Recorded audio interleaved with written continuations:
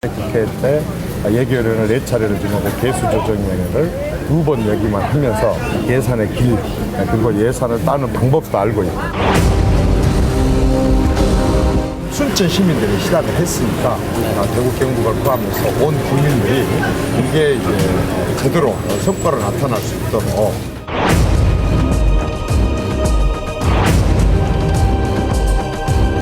법을 이렇게 애매모호하게 만들어서 넘겨놓고 현장에서 국민들이 알아서 집행할 때 알아서 해라 이렇게 던질 수 있느냐는 것입니다. 아군 진지에다 대고 입에서 혀로 쏘아대는 탄환, 혈탄을 쏘아대는 이러한 일들은 정말 신중해야 된다고 생각합니다.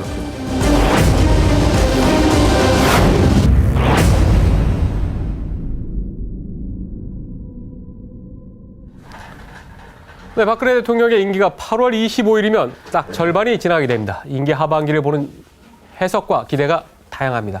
국정 운영의 핵심 과제는 잘 추진될까요? 그리고 내각의 역량을 모으고 당정청 간 소통은 원활할지 참 궁금한 게 많습니다. 여기에 대해 시원한 해답을 듣기 위해서 대통령의 복심으로 알려진 이정현 새누리당 최고위원 오셨습니다. 안녕하십니까? 네, 안녕하십니까? 지금 지역구에서 올라오시나요? 순천 곡성에서? 요즘에는 참 국회가 이제 네. 또 예결위도 있고 해서 아침에 비행기로 내려갔다가 또 점심 먹고 올라오고 다시 또 그 다음날 내려가고 매일 지금 그렇게 하고 있습니다. 비행기 값도 상당히 나오겠는데요? 뭐 해야 될 일이니까. 네. 예. 박근혜 대통령 얘기를 아무래도 박근혜 대통령이 무슨 생각을 하는지 궁금하면 이정현 최고위원한테 한번 물어봐라. 또 이렇게 아직도 얘기를 하시는 분들이 많아서. 저 지금 청와대에 나온 지가 1년이 지났습니다. 네. 1년이 지났는데도 그렇게 사람들이 여전히 이정현 최고위원을, 이정현 의원님을 박근혜 대통령의 복심으로 생각하는 그런 이유는 뭐라고 생각하십니까? 저는 그 부분에 대해서는 이렇게 생각합니다. 제가 대통령을 한 13년 동안 가까이서 이런저런 형태로 보좌를 했는데 그분은 13년 전에 어떤 사안에 대해서 했었던 이야기나 13년이 지난 지금이나 굉장히 일관성이 있다는 거죠. 한마디로 말해서 신중하게 검토되지 않은 얘기들은 발표하지 않고 발표한 얘기에 대해서는 일관성을 갖고 지키려고 하는 그러한 부분이 그분의 최고의 장점이고 그게 바로 그분이 항상 강조하는 신뢰 정치라고 하는 것에 대한 확신 그걸 갖고 한다고 봅니다. 그러다 보니까 13년 전에 그분의 남북관계에 대해서 들은 얘기, 또 뭐 경제민주화에서 들은 얘기, 또 그 밖에 많은 걸 들은 얘기가 거의 변함이 없이 다만 당 대표에서 대통령 후보에서 대통령이 되고 나서 그런 위치에 따라서 그걸 어떻게 실천해 나가느냐라고 하는 것의 차이만 있을 뿐이지 일관성이 있다는 거죠. 일관성이 있다는 건 상당히 좋은 얘기인데 또 이런 얘기도 가능하지 않겠습니까? 10년이면 강산도 변하는데 그 변화된 여러 가지 상황에 맞춰서 일관성을 지키되 융통성을 조금 더 발휘하셔야 하지 않느냐 이런 얘기를 하는 분도 있을 것 같아요. 그 점은 충분히 하고 있죠. 왜냐? 항상 새로운 정보가 입수가 되고 새로운 상황이 항상 전개되고 있기 때문에 그러한 방금 말씀하신 대로 근본적인 원칙, 당초의 취지 이 부분에 대해서는 분명하게 원칙을 정하고 검토를 해서 발표를 하고 그리고 생긴 그 밖에 다른 추가적인 그런 상황의 대처는 그건 뭐 융통성을 발휘해가면서 하는 그런 거라고 봅니다. 박근혜 정부 전반기에 대한 평가는 몇 점이나 좀 줄 수 있다고 보십니까? 대통령에 대한 평가는 대통령을 뽑은 국민들께서 하리라고 봅니다. 각자의 위치에서 이렇게 대통령에 대해서 여러 가지 볼 수가 있지만 참 2년 반이 지났는데 2년 반 동안 워낙 다사다난했다고 봅니다. 특히 이제 그 몇 가지만 좀 얘기를 해보자면 어쨌든 나라의 근본, 기본을 바로 세우려고 하는 그러한 노력, 이 부분에 대해서는 저는 상당히 높은 점수를 드리고 싶습니다. 이를테면 인기 영합을 하지 않고 예를 들어서 많은 국가 예산들을 실적 남기기 또 업적 남기기 위주로 해가지고 그렇게 했었던 앞선 많은 대통령들이 있어 왔었지만은 사실 지금 박근혜 정권 들어와서는 그러한 인기 영합이나 지지율 끌어올리기 위한 것이나 어떤 그 임시 방편적이나 이런 부분들에 대해서는 상당하게 자제를 한 편이었거든요. 그래서 그런 식으로 해 왔었고 있었고, 그다음에 그동안에 하나 우리가 급속히 달려오면서 때로는 불가피하게, 때로는 잘못해서 비정상적인 부분들이 곳곳에 많이 있었습니다. 어떤 걸 말씀하십니까? 이를테면은 그 공직에 있어서도 예. 공직에 있어서도 이제 우리가 소위 관피아라는 용어를 쓰지 않습니까? 네. 공직에 있던 분들이 관련 기업체에 예. 관련 업체의 중간에 이제 취직을 합니다. 그렇게 하게 되면 자연히 왜 그 사람들은 많은 월급을 주고 취직을 시키냐면은 바로 아까처럼 많은 인허가라든가 네. 또는 각종 검사라든가 이런 부분을 쉽게 넘기기 위해서 그러거든요. 그런데 그게 어느 정도 큰 문제를 발생시킬 수 있느냐? 예를 들면 원전 문제입니다. 원전 같은 경우는 부속품 하나 잘못으로 인해 가지고 원전이 쓰게 된다고 한다면 국가 전체의 전기 수요하고 연관이 될 수 있거든요. 예. 또 이를테면 굉장히 빠른 속도로 달리는 철도. 이 철도 비리가 만약에 부속품 비리가 하나만 생겨서 잘못된 예. 일이 일어나면 굉장히 대형 사고가 날 수 있거든요. 이를테면 방산 비리입니다. 방산 비리 같은 경우는 이를테면 거기에서 비리가 생겼을 경우에 부속품을 잘못 넣어서 네. 전쟁이 터져가지고 포를 쐈는데 포가 나가지 않는 상황이 생겼다고 생각한다면 끔찍한 일입니다. 이를테면 이러한 것들이 매우 자연스럽게 지금까지 누적돼 왔었습니다. 대단히 비정상적인 부분이었거든요. 그래서 공직자들한테 욕을 먹는 한이 있더라도 바로 예. 관피아 이런 부분들을 척결하여서 5년 동안 관련 업체에 취직을 못하도록 하는 아주 엄한 그런 부분들을 했고, 그동안에 대통령들이 뭔가 생색을 내기 위해서 외형적인 그런 부분에 예. 국가 예산을 써야 되는데 심의가 국회 심의라든가 이런 걸 거쳐야 돼서 어렵다. 이렇게 보면은 어떻게 해야 되냐면 공기업에서 이제 돈을 땡겨다가 네. 무지막지하게 천문학적인 그런 돈들을 공기업 돈을 갖다 부채를 늘려가면서 썼단 말입니다. 그런 부분들에 대해서 과감하게 인기 영합하지 않고 그런 부분들을 바로잡으려고 했던 노력들은 평가를 해줘야 되지 알겠습니다. 않겠나 그러니까 싶습니다. 박근혜 대통령이 전임자들하고는 달리 뭔가 눈에 보이는 또 손에 잡히는 그런 인기 영합적인 정책보다는 국가의 근본을 세우는 거를 많이 했기 때문에 지금 당장 조금 지지율이나 이런 건 낮지만 그러나 역사가 평가해 줄 것이다. 이제 그런 입장이신 거군요. 저는 그런 부분에 있어서 외교도 그렇고 안보도 그렇고 특히 경제 면도 그렇고 사회 네. 부분에 있어서도 그렇고 그런 부분들이 매우 많다고 봅니다. 국가의 근본을 세운다는 작업이라고 이제 말씀을 하셨는데 그거는 통합진보당 해산에 대해서 과감하게 그걸 밀어붙이고 그리고 실제로 그 해산 결정을 받아낸 그걸 염두에 두고 말씀하신 것 같은 저는 그런 인상을 받았는데 어떻게 해서 그런 생각을 하셨는지 모르겠지만은 네. 이를테면 그것도 그렇습니다. 대통령이 밀어붙인 게 아닙니다. 엄연하게 헌법재판소에서 헌법재판관 8대1의 예. 판결로 그런 말하자면 조치가 있었거든요. 그건 대통령이 밀어붙인 것이 아니라 예. 나라의 근본이 잘못 돌아갈 때는 대통령을 포함해서 정부가 과감하게 예. 법대로 원칙대로 정도대로 피하지 않고 한다는 것. 그런 부분들이 이제 우리 국정 전반에 걸쳐서 있었죠. 지금 예를 들어서 노동개혁 같은 것도 매우 어려운 일입니다. 공무원 연금도 이 정권에서는 폭발하지 않겠지만 그 폭탄을 돌리다 보면 어느 정권에서 폭발해서 정권도 국민도 엄청난 피해를 입을 수 있거든요.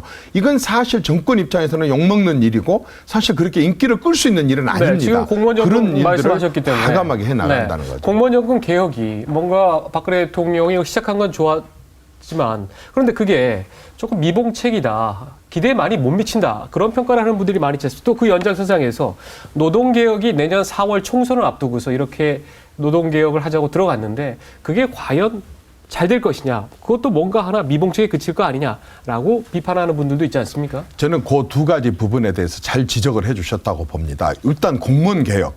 대통령과 정부에서 생각하는 네. 그 공무원 개혁은 굉장히 근본적이고 멀리 계획이요? 내다보고 네. 하는 그런 거였었습니다. 그러나 정치권에서 이 부분을 타협하는 과정에 예. 사실상 굉장히 많이 변질을 시켰고 네. 그리고 사실상 지금 미봉이라고까지는 좀 심한 표현이기는 하지만은 사실 당초에 대통령과 정부가 생각했던 것보다는 훨씬 후퇴를 했고 네. 제가 들은 소문에 의하면 상당히 많은 정부 측 사람들이 예.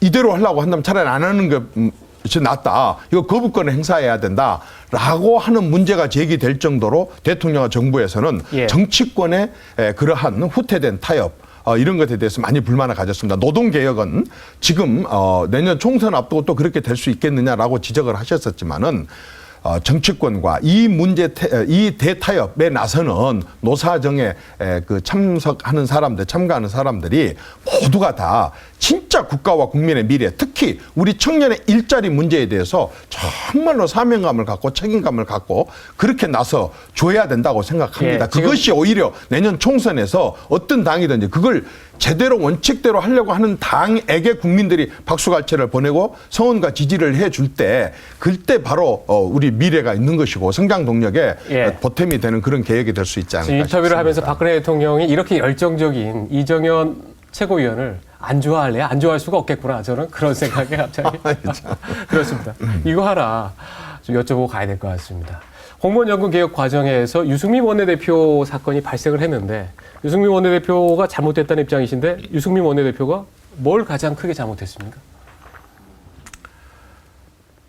글쎄 지금 와서 다시 또 그 문제를 예. 그러면서 잘했다 잘못했다로 따질 문제가 아닙니다. 정치권은 네. 정치는 항상 책임을 지거든요. 예. 1년짜리 원내대표가 아니라 예. 2년짜리 의원들이 뽑은 게 아니라 230만 당원이 뽑은 당 대표도 네. 어떤 정치적인 책임을 지고 물러난 경우가 많습니다. 심지어는 박근혜 대통령께서 야당 시절에 당 대표를 하고 있던 시절에 예. 그 당시에 열린 우리당 집권당은 8명의 당대표가 바뀌고 9번째, 2년 3개월 만에 9번째 당대표가 바뀐 적도 있습니다. 예. 정치권은 뭔가에 책임을 져야 된다. 그렇죠. 책임을 져야 된다는 그런 차원에서 저는 유승민 대표님께서도 예. 그런 부분을 의총의 그런 분위기를 충분히 수용을 해 주시지 않으셨나 예. 싶습니다. 제가 이정현 최고위원님을 인터뷰한다 그러니까 박근혜 대통령의 정말 팬이라고 하는 그런 분이 이 얘기를 하나 하더라고요. 이번에 목함 지뢰 사건에서도 조금 논란이 됐습니다만 박근혜 대통령이 왜 대면 보고를 안 받으시냐 이렇게 중요한 사건이면은 안보실장 다음에 국방장관으로부터 대면 보고도 받고 즉각 하는 모습.